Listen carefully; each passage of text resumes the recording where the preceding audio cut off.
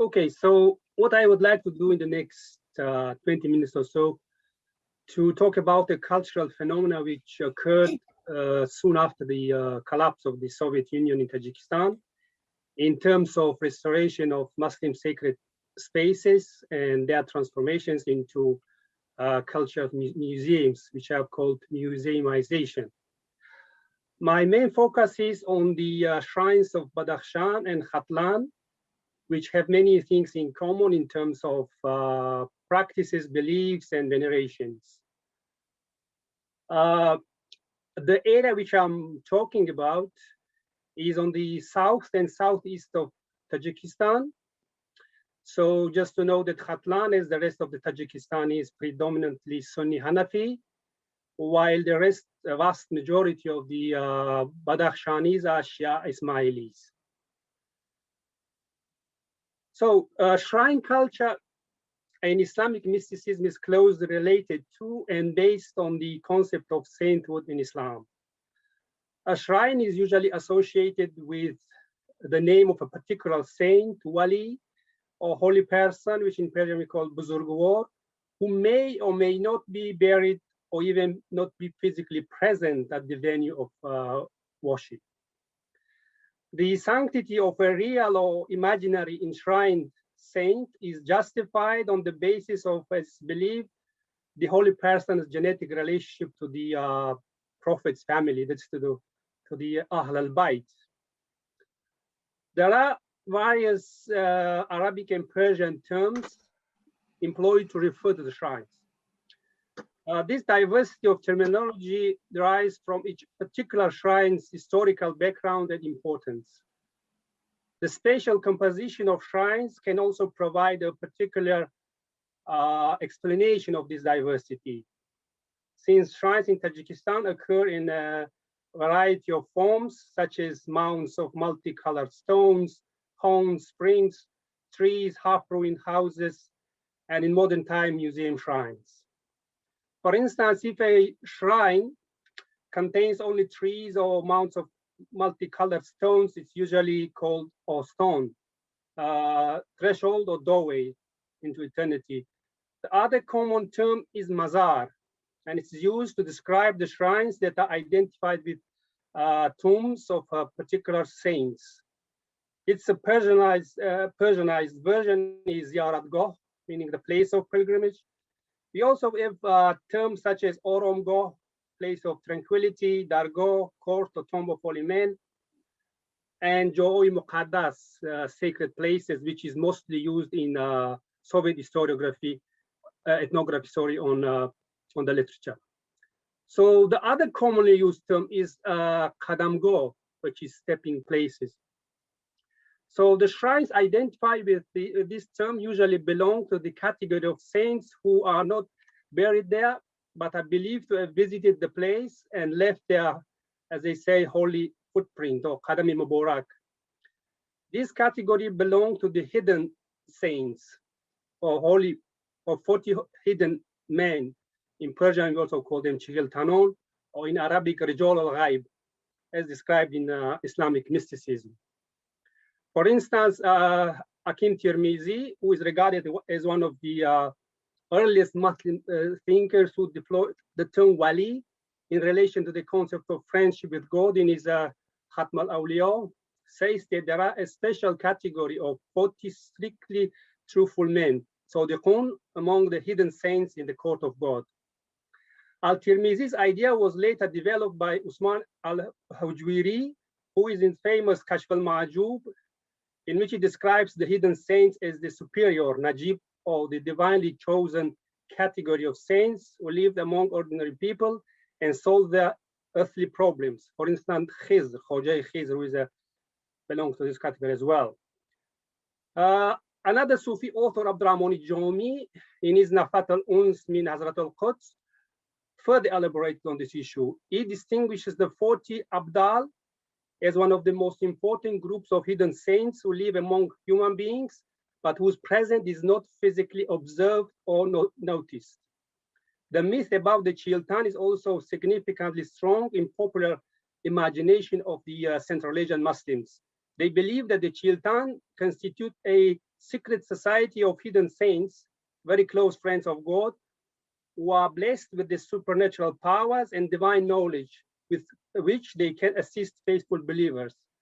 Mubarak Wakhani, as one of the famous Ismaili Sufi poets from Badakhshan, also talks about the Chiltanon in his famous Chihil Dunya. So the next category of the saints includes Shia Imams, especially Imam Ali and members of Ahl al-Bayt, including Bibi Fatima, who are imaginary enshrined in the Qadamgahs of Badakhshan. Shrines of Imam Zain al-Abidin and Imam Jafari Sadiq exist in both Badakhshan and Khatlan. The other category include tribal dervishes such as Pirs, example Shah Khamush, Shah Malang, Ali Hamadani, and his student Khoja Ishaq Khatlani, and many others.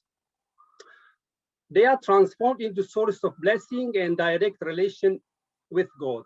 The relationship of the devotees with God is connected via the relationship to the shrines, and it's in this underlying unity of a shared relationship that justifies the local idea of holiness and sanctity.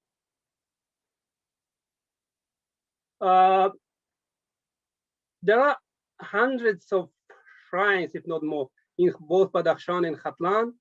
So just to give you the name of some of the famous ones, which I had visited during my several trips to the region. So you can see in that slide.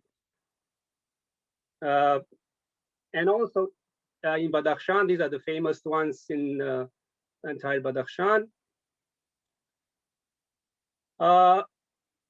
It is worth noticing that during the Soviet period, regardless of the anti-religious propaganda, people still managed to visit shrines for various purposes, mainly seeking barakah, as you can see from this table by a Tajik scholar, Abdulazizov, the timetable for visiting the shrines in 1961.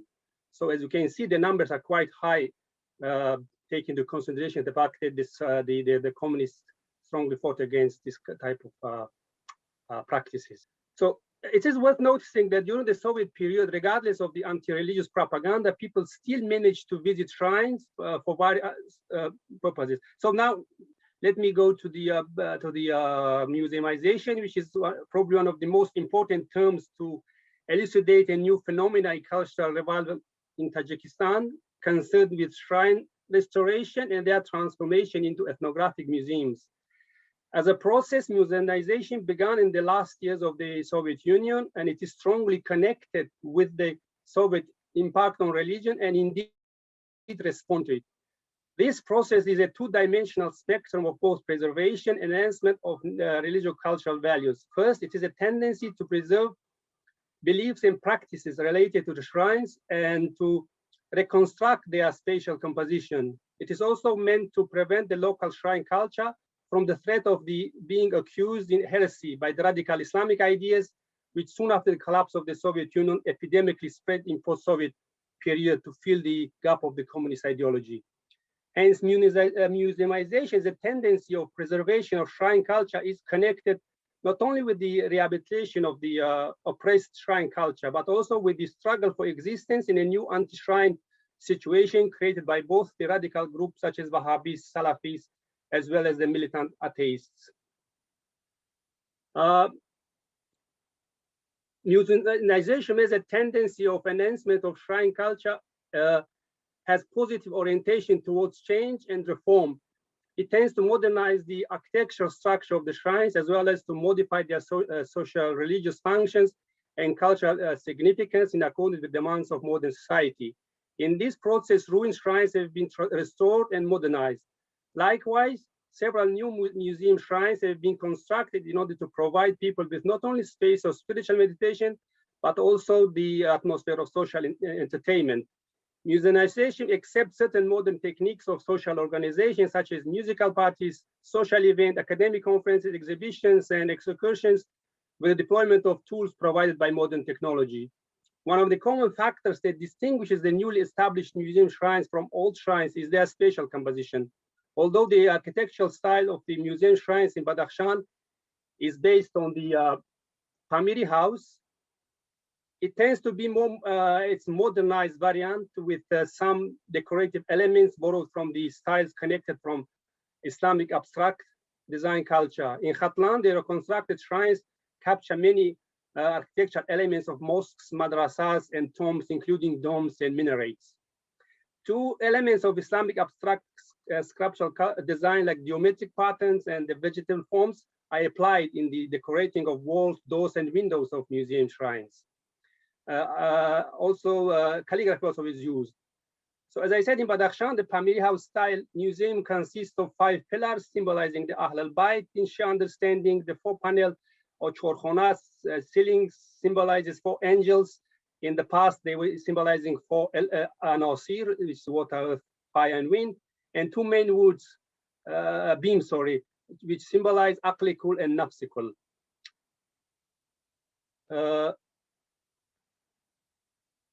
The mazar of Ali Amadoni, the famous Sufi pir of Kashmir, who claimed its origin from the Imam Zain al-Abidin, is located in Kulob town.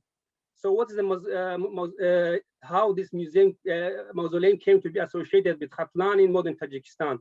So traveling to Turkestan while passing through Pakhin near Kunar in 1380, he died and his body was carried to Kulob and buried there. In the late 19th of the 20th century, with financial help of Iran, his tomb was renovated and new shrine was built.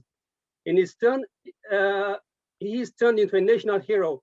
His 680th birthday was celebrated in 1994 and later other anniversaries. His picture is on the 10th ceremony, Tajik national currency. Hamadani's favorite students and successor, Isaac Khatlani or Khoja Isaac, was in his turn the spiritual master of Muhammad Nurbakhsh, the founder of Nurbakhshia, is buried in the village bearing his name, Khoja Isaac, not far from Kulob.